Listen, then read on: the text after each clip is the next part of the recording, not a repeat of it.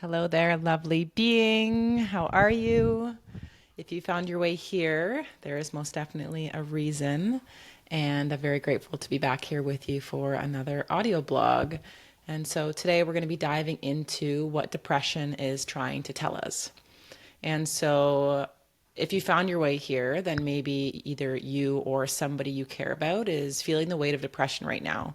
And so, first, before anything else, I want to say this that you are most definitely not alone in feeling these feelings.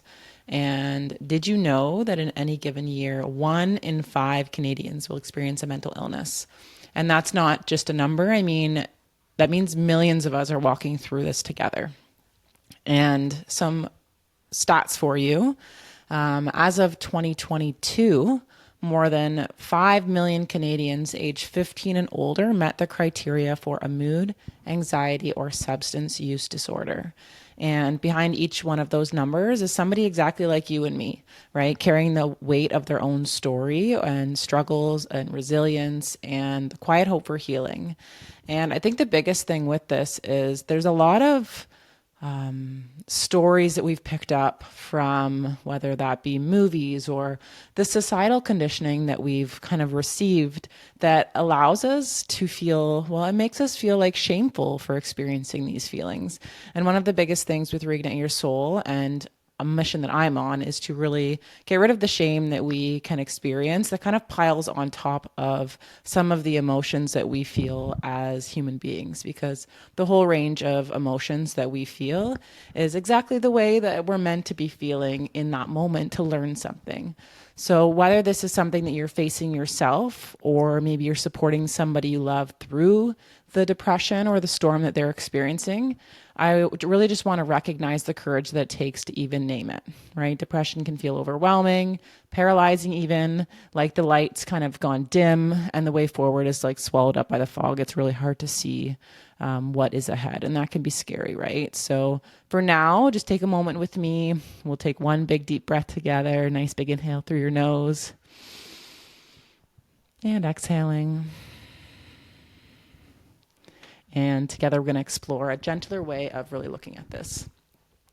So, like I said, we've kind of been told that depression is something to fix or to fight, and it's treated oftentimes like a problem, right? And some broken part of us that we're supposed to correct. But what if it's not, right? What if depression is less about fixing and more about listening? And what if it's not a flaw, but actually a message, right? A signal from your heart, from your mind, your soul, asking you to pause, to slow down, and to tune inward, and to really realign with yourself, your true self. And I know seeing it that way is not always easy, especially when the weight feels unbearable. But what if here in this safe space, we allowed ourselves to pause and ask, what is depression trying to tell me? It might soften the edges just enough to make space for hope, for healing, and for the belief that you're most definitely not broken and that you are transforming. So let's take a step into this together. So inside this article today, we're going to be going into what is depression trying to tell us? Why does depression happen? Tangible ways to move ourselves forward, helping somebody we love experiencing depression, and then walking the path toward healing. So the first thing we're going to talk about is what is depression trying to tell us? So if we can just take a moment here together, if you've landed here, there's a good chance either you're feeling this heavy weight, like I said, of depression, or somebody you love is. And you know what? That's hard, right? It can be exhausting. It can feel overwhelming. And it's so deeply personal, right? So first, I just want to say you're not alone. Truly, we're here in this moment together. And depression can show up in so many ways. Maybe it feels like a constant sadness that doesn't lift no matter what you do, or like you're just numb. Maybe it's an exhaustion that sleep just doesn't fix, or the sense that life just kind of lost its color, its spark. It can look different for each one of us, but if we pause and really pause, it's actually trying to tell us something. So for some, depression might be saying you need to rest, right? Maybe life has asked too much of you for too long, and now your body and mind are just begging for a break. The way that we've been raised in society. It's this go, go, go mentality, this hustle culture, right? And that, I believe, that isn't the way that humans are meant to live, right? Our nervous systems aren't supposed to be in fight or flight all the time in the sympathetic nervous system, right? We're supposed to rest. We're supposed to heal. We're supposed to be present with the things around us. And the way that we've been conditioned, that isn't easy to do. So it is an unraveling and unwinding that has to happen so that our bodies can find that balance again. So for some other people, it might be a nudge to reconnect with something that's been forgotten, right? Maybe your passions, your values, or even your own needs. Or maybe it's pointing us to an old hurt, something unresolved, unhealed, that's ready to be seen and mended from the past. So, whatever it's trying to say, depression is asking for our attention. It's saying, hi, I'm here. Something inside needs care right now, and it's up to us to listen.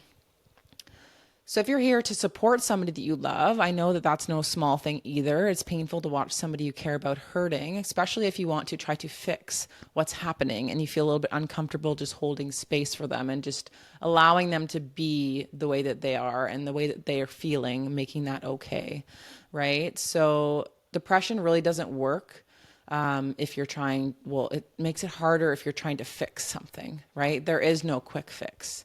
So sometimes all you can really do is sit with them, offer your presence and remind them that they're not alone.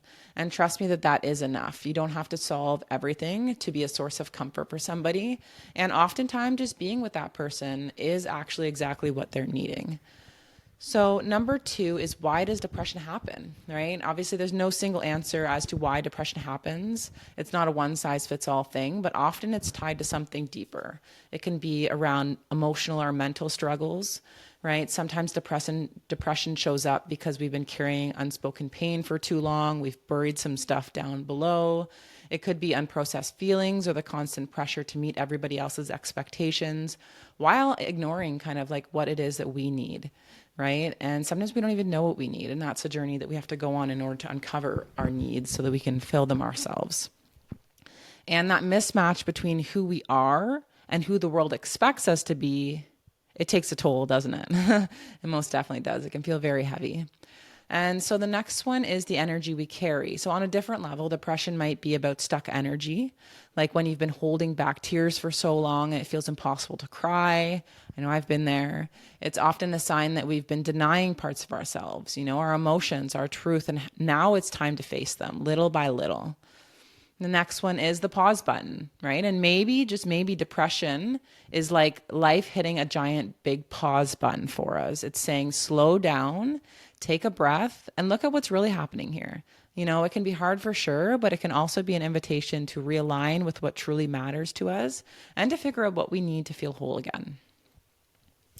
Number 3 is tangible ways to move yourself forward. So healing can definitely feel overwhelming, like you don't even know where to start, but it doesn't have to be about big sweeping changes. What if we start small? What if instead of fighting our way out, we gently meet ourselves or someone that we love exactly where they are? So here's how we can start step by step. So number 1, very important, is to feel what you need to feel. This may sound simple, but it's not always easy depending on our condition and our upbringing when it comes to really having our feelings acknowledged and validated and knowing that they are important to be able to feel so that we can move through it and not just shove things down, right? So give yourself permission to feel exactly what you're feeling, whether that's sadness, whether that's frustration and that's numbness, whatever it is. Those feelings don't define you. They're not a burden, or you're not a burden because you're feeling this way. So really be as kind to yourself as you would be to a friend that's moving through this. Number 2 is little acts of care. So when everything feels like it's too big, try starting with something small, even something simple, like drinking a glass of water or taking a nice big deep breath. Taking a step outside and just feeling the air on your face. Right now it's pretty cold out, so you could feel the cold. Or if you're outside and the sun is out, feeling the sun on your face.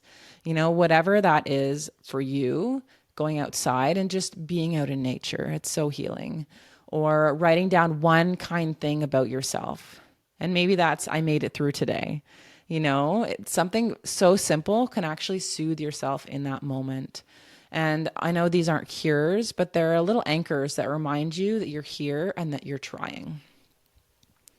Number 3 is reaching out. So depression has this sneaky little way of making us feel alone, doesn't it? Like no one could possibly understand. But the truth is, connection really helps. If it feels safe, talk to somebody, a close friend, a family member, or even a group where people, they actually do get it, because not everybody does, and that's okay. And if that feels like too much, know that just sharing space with somebody, even sitting in silence, can be a step toward healing. And if you're looking for community, we'd love to welcome you into ours. So at Reignite Your Soul and at Studio 32 here in Peterborough, there are many events being hosted online and in Peterborough where people gather not just to heal, but to feel seen, to feel understood and supported. And you know what? Many of us have been where you are. We've built these spaces to remind you that no matter what, you're never alone in what you're feeling. Number 4 is ask yourself what you need. When was the last time you asked yourself, what do I need right now? Right? And not just what you think you should be doing, like what you actually need. And maybe just take a moment here to see what comes through when you ask yourself that. And just listen. Sometimes it's like a very soft voice. And maybe a little bit shy to kind of pipe up, but just give it the space to be able to share what you need on a deep level and trust it. And allow yourself to receive that thing. So if something came through for you, then that's awesome. Write that down and follow through on it, right? Maybe it's a hug, maybe it's a walk, or just sitting with your fur babies and breathing, right? Your needs are valid, so give yourself what feels right for you. Another thing that you can try is holistic support. So gentle practices like breath work, journaling, or yoga can be very grounding. They're not quick fixes once again, but they can help create a little space for healing. Or even a walk outside, letting your mind wander among the trees or the waves. It can bring a sense of calm. Number 6 is professional support. So reaching out for professional help, whether it's a therapist, a coach, or a healer, is actually one of the bravest things you can do in this situation, right? Seeking support isn't a sign of weakness. It's an act of self-love. And when we can really shift that narrative of feeling like something's wrong with us and seeing it as a learning opportunity of, I'm going to invest into hiring a professional to help me learn something new. Right? Maybe that's learning how to really honor my needs. Maybe that's learning how to say no a little bit more. Whatever that thing is, if you can really see it as this learning journey, it's going to feel a lot lighter for you. And so number 4 is helping somebody we love experiencing depression. So if you're somebody who's supporting someone through depression, I just want you to know it's okay if this feels hard. It might even feel frustrating for you, right? And that's okay. You might not know what the perfect thing to say is, and that's also okay. Your patience and your presence means absolutely everything to that person. So just listen, listen when they want to talk, sit with them when they don't, and remind them that they're not alone. And don't forget about yourself as well. Carrying somebody else's pain is heavy. It can feel very heavy, and you matter as well. So it's okay to step back when you need to, fill your own cup, because you definitely can't pour from an empty cup.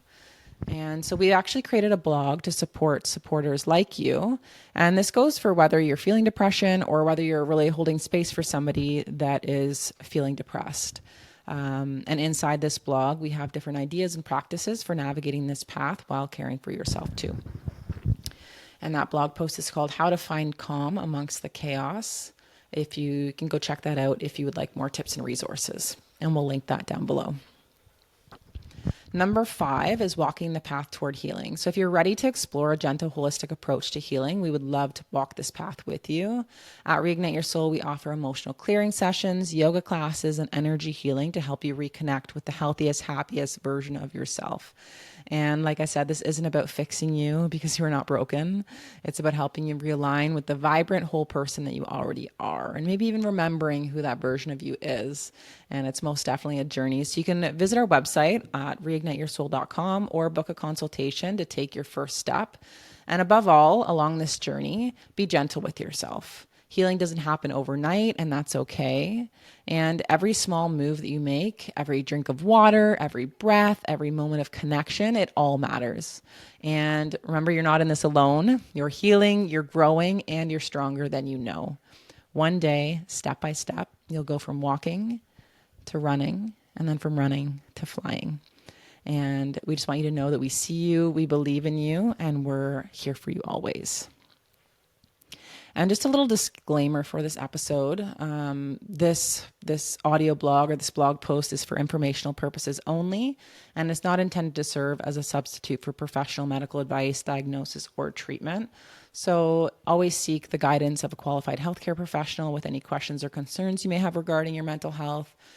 Or that of a loved one. And if you're in crisis or believe you may harm yourself or others, please seek immediate help by contacting a crisis hotline, your local emergency services, or visiting the nearest hospital. And know that you're not alone, and support is available to help you through this difficult time. And we'll link some resources here for you as well. But thank you so much for being here with us. I'm sending you so much love and so much light. And just know that I believe in you. You've got this. And I hope to see you on the next episode. Let us know in the comments here. Say hello, what your biggest takeaway from this episode was. We would absolutely love to hear. And feel free to share this with anybody that you know would resonate with this, whether they're experiencing depression and they aren't quite sure how to handle it, or if you know somebody who is supporting other people that are moving through this, just to maybe give them a different perspective on what they're moving through. But sending you lots of love, and I will talk to you soon. Bye. Ciao.